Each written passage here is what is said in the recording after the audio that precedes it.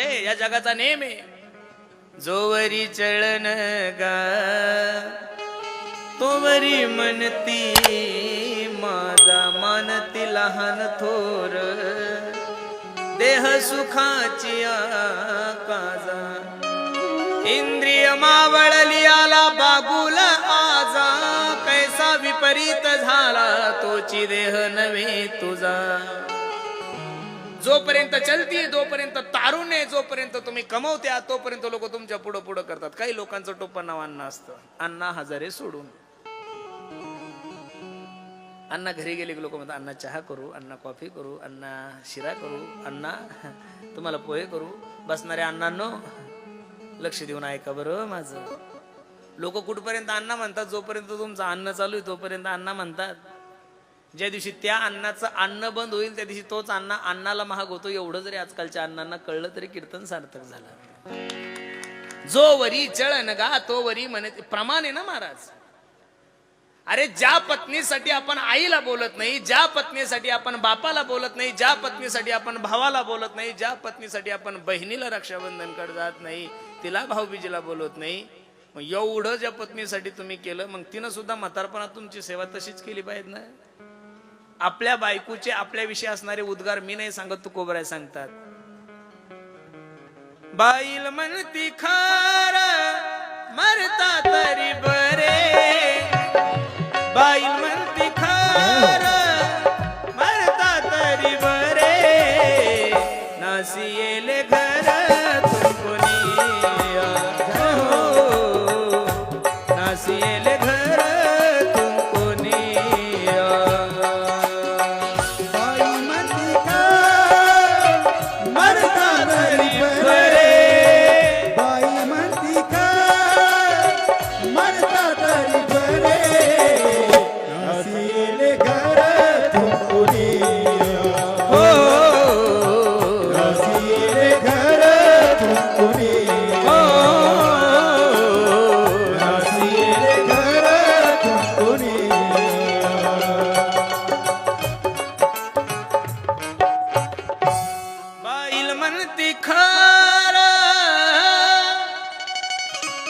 मरता तरी बरे, नासियेले घर तुमको निया. एवढे चांगले विचार तुमच्याविषयी तुमच्या गणगोताचे नाहीये, तुमच्या नातेवाईकाचे नाही, तुमच्या सौभाग्यवतीचे आहे. बाईल म्हणती खर, खर म्हणजे गाढव, खर म्हणजे काय, मरता तरी बरे, नासियेले घर तुमको निया. गजेंद्र हत्ती, गजेंद्र यानी हत्ती, हत्तीला जलक्रीडा खूप आवडती महाराज. आणि एका सरोवरामध्ये जलक्रीडा करत आहेत, सोंडीमध्ये पाणी घेत आहे, मुलांच्या अंगावर टाकत आहे, पत्नीच्या अंगावर टाकत आहे. जलक्रीडा चालू असताना त्या सरोवरामध्ये एक नक्र राहत होता. नक्र यानी मगर. नक्र या शब्दाचा अर्थ काय, मगर. त्या मगराने पाय पकडला आणि पाय पकडल्यानंतर गजेंद्राला वेदना व्हायला लागल्या. पण गजेंद्र विचार करतो मी या जंगलाचा राजा आहे, आणि ज्या वेळेस या नकराला कळल की मी या जंगलाचा राजा आहे त्यावेळेस तो माझी माफी मागल. पण अपने गली में तो कुत्ता भी शेर होता है.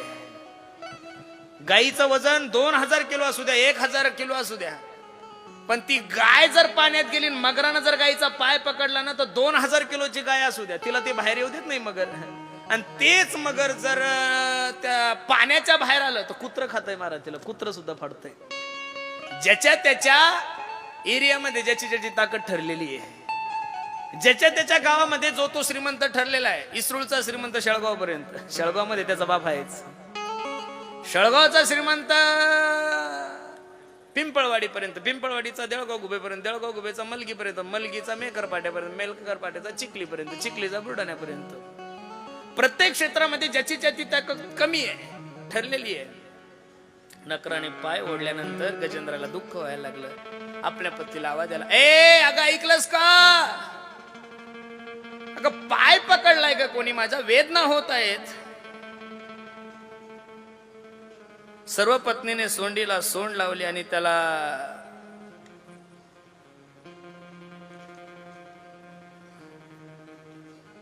वरती काढण्याचा प्रयत्न केला, पण गजेंद्र काही मात्र वरती येत नाहीये. मुलानेही प्रयत्न केला, पत्नीनेही प्रयत्न केला. 1 दिवस, 2 दिवस, 4 दिवस, 6, 7, 17, 18 दिवस झाले, पण गजेंद्र काही पाण्याच्या वर येत नाहीये.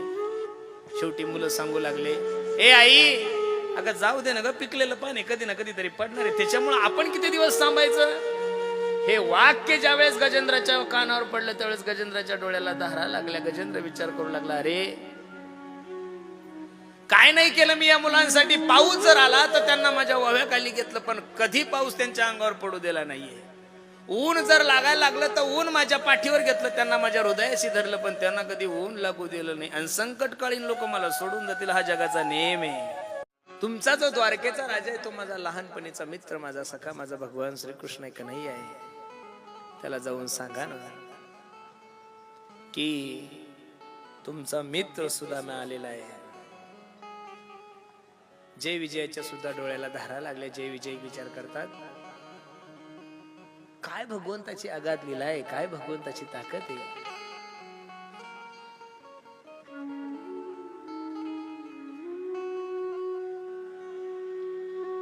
कपडे फाटलेले, शरीर वीक झालेलं, पण चेहऱ्यावरचं तेज नामस्मरणामुळे, भगवंताच्या चिंतनामुळे सूर्यालाही फिकं करेल एवढं तेज माझ्या सुदामदेवाच्या चेहऱ्याला आहे. जय विजय भगवंताकडे जातात. भगवंत बसलेले आहेत आणि जय विजयांच्या डोळ्याला धारा लागतात. हो देवा, आतापर्यंत या द्वारामध्ये अनेक लोक आले, शेष, महेश, गणेश, दिनेश, सुरे, अनेक लोक आले, पण आज जी विभूती आपल्या दरबारात आलेली ती काही आगळी आणि वेगळी. कोण आलंय आणि वर्णन सुरू केलंय. शीश पगान जगातन पे प्रभु, जाने को आही बसो के ही ग्रामा, धोती फटी सिलटी दुपटी अरुपाय उपासन के ही नहीं सामा, द्वार खड़ो द्विज दुर्बल एक रहो चकी सो सुदाब अभिरामा, पूछत दीन दयाल को बतावत आपनो नाम सुदामा.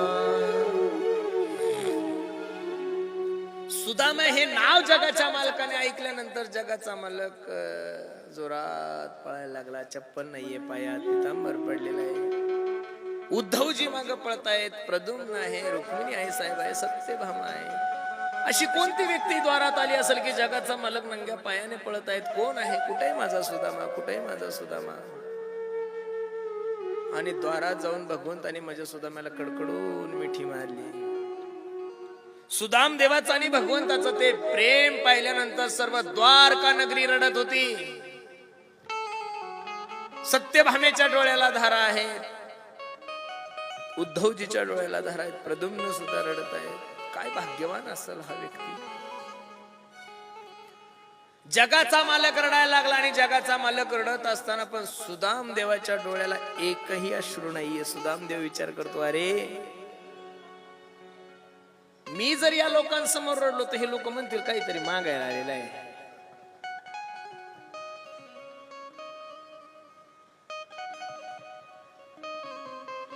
सर्व गोकुळ, सगळं द्वारका नगरी रडत आहे, पण सुदाम्याच्या डोळ्याला एक अश्रूही नाहीये. सर्व अश्रू बघ सुदामेने डोळ्यात नाही, अंतकरणातच साठवून ठेवलेले.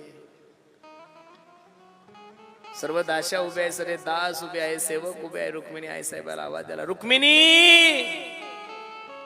ए रुक्मिणी साहेब पाणी घेऊन ये. रुक्मिणीच्या मनात सुद्धा संकोच आहे, मी पट्ट राणी ना, एवढ्या दास्या असताना, एवढ्या सेविका असताना, एवढे दास असताना मला ज्या अर्थी पाणी आणायला पाठवलं त्या अर्थी व्यक्ती काहीतरी आगळी आणि वेगळी. रुक्मिणी आई साहेब मनातल्या मनात विचार करू लागल्या, किमनेन कृतं पुण्यं महुदुतेन भिक्षुणां श्रियाहिनेन लोकेस्मिन् गृहीतान धमेन च. काय भाग्यवान असेल ती मायमाऊली, काय भाग्यवान असेल तो महात्मा.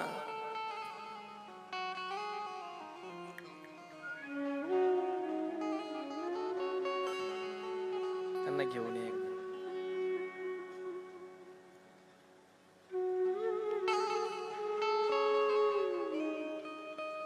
रुक्मिणी आई साहेबाला पाणी आणण्यासाठी उशीर झाला, इकडे काय केलं देवाने ऐका ना. देख सुदामा की दीन दशा,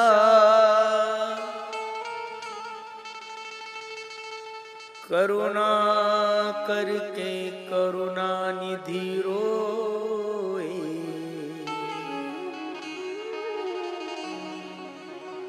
पानी परात को हाथ छू नहीं, नैनन के जल से पग धो.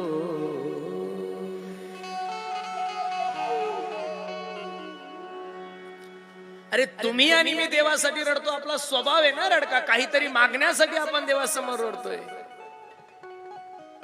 काहीतरी अंतकरणातली इच्छा पूर्ण होण्यासाठी आपण देवासमोर रडतोय.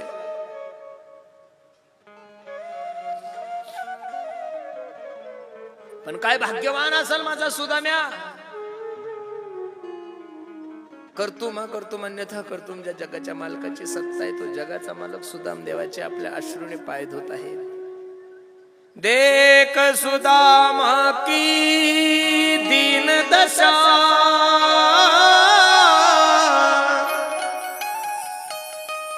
करुणा करके करुणा निधि रोए. पानी परात को हाथ छू नहीं, नैनन के जल से पग धोए. लोक म्हणतात देव कुठं रडतो का? रडत नाही असं नाही, रडतोय ना तो. रडतो, तो येतो सुद्धा, तो खातो सुद्धा, पण त्याच्यासाठी आपली तेवढी भक्ती लागेल ना महाराज. देव निवृत्तीयाने धरले दोन्ही कर, जातो ज्ञानेश्वर बैसावया.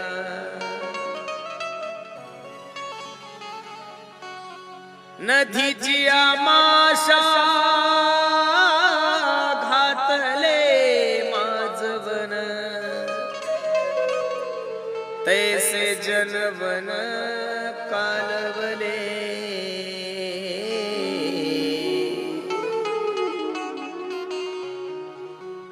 भगवंताचं ते रडणं पाहिल्यानंतर रुक्मिणी आई साहेबांनी प्रश्न केला, हो मालक, हजारो संत या महाराष्ट्रामध्ये जन्माला आलेले, हजारो संत या महाराष्ट्रातून निघून गेले, पण मी एवढं रडताना तुम्हाला कधी पाहिलं नाहीये. बाकीच्या संतांचं आणि देवाचं नातं वेगळंय, पण ज्ञानोबरायचं आणि भगवंताचं नातं. विठोबाचा प्राण सखा, ज्ञानोबा माझा, विठोबाचा प्राण सखा, ज्ञानोबा माझा.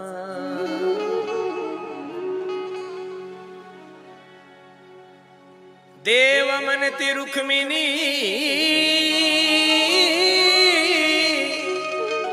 हा एकच योगी देखिला नयनी, ते ज्ञान संजीवनी जाण त्रैलोक्यासी. जो करील याची यात्रा तो तारील सकळ ही गोत्रा सकळ, हे कुळे पवित्रा याचे निदर्शने होती. भगवंताच्या मुखातून ज्ञानोबरायचं वर्णन ऐकल्यानंतर रुक्मिणी आई साहेब सुद्धा डसा रडायला लागल्या. रुक्मिणी आई साहेब विचार करतात, देव म्हणतो, ए रुक्मिणी, ज्ञानोबराय माझे प्राण सखे म्हणून मला दुःख होणं साहजिक, तुझं रडण्याचं काय कारण आहे? रुक्मिणी आई साहेब म्हणतात, मी ज्ञानोबरायसाठी नाही रडतो. धन्य धन्य जयाची कुशी, ज्ञानदेव जन्मले, ज्ञानदेव जन्मले.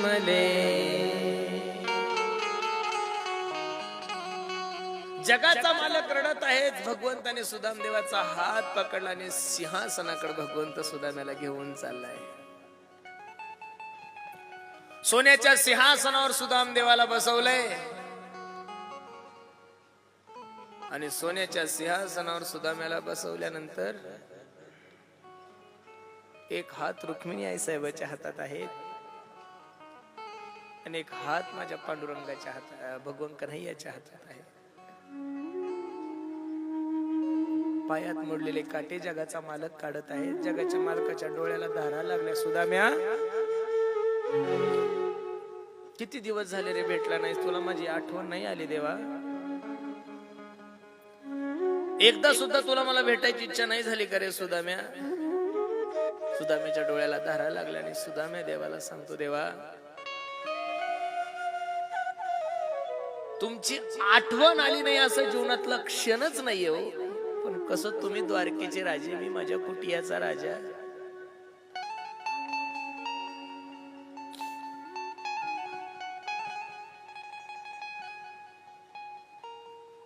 पहिला प्रश्न जगाच्या मालकाने सुदाम्याला विचारला, सुदाम्या काय देवा कसा आहेस रे तू, बरा आहेस ना?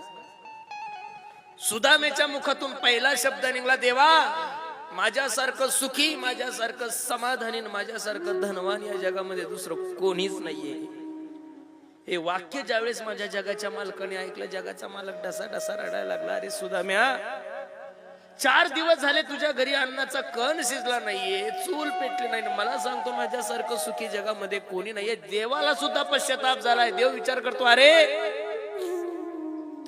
ज्यांनी माझ्यासाठी संसाराची राख रांगोळी केली, रात्रंदिवस माझं चिंतन करताय, संसारावर तुळशी पत्र ठेवले, आणि मी जर एक टाइम या लोकांच्या जेवणाची व्यवस्था करू शकत नसेल तर माझ्या देवपणाला आग लागली पाहिजे. काय फायदा आहे माझा?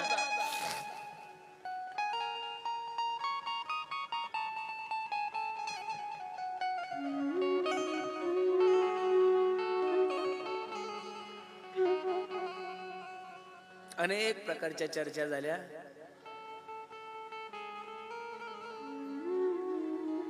सुदाम्याला देवाने विचारलं, का रे सुदाम्या लग्न केलं, बोलवलं नाहीस मला?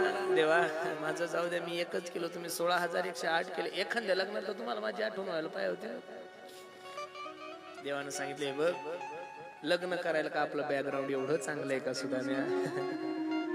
खेळत खेळत गेलो की बायको घेऊन यायचो, हे चरित्र आहे माझं. काय दिलं वहिनीने? पोहे सुदाम देवाचे, फके मारी कोरडे. 2-3 दिवस सुदाम देव राहिले आणि सुदाम देव म्हणतात, देवा जातो मी, माझं मन लागत नाही इथे. सोन्याचा पितांबर सुदाम्याला दिलेला होता घालण्यासाठी. हे सुदाम्या, अरे तो पितांबर तुझा काढून ठेव, हे फाटकं धोतर घेऊन जाय. हे ज्यावेळेस म्हणल्यानंतर येत किंचित काकणभर सुदाम्याच्या मनामध्ये थोडं पाप देवाविषयी. हे देवा, अबे लोक तुला उदार म्हणतात ना बे, उदार तो हरी. आम्ही कीर्तनातून कंबर बांधू बांधू लोकांना सांगतो, उदार तो हरी ऐसी कीर्ती चराचरी. अनंत हे तोरी गरजता ती पोट देव. एवढं जर आम्ही तुझं वर्णन करतो देवा, तेवढा सोन्याचा पितांबर घरी घेऊन गेलो असतो, बायकोन आनंदाने संसार केला असता, मला परमार्थात ताण नसता झाला. पण देवा तुझी इच्छा नाहीये ना मी श्रीमंत व्हाव. खऱ्या भक्ताचे लक्षण नाही. पडता जडभारी नेमा नटळे निर्धारी, नेमा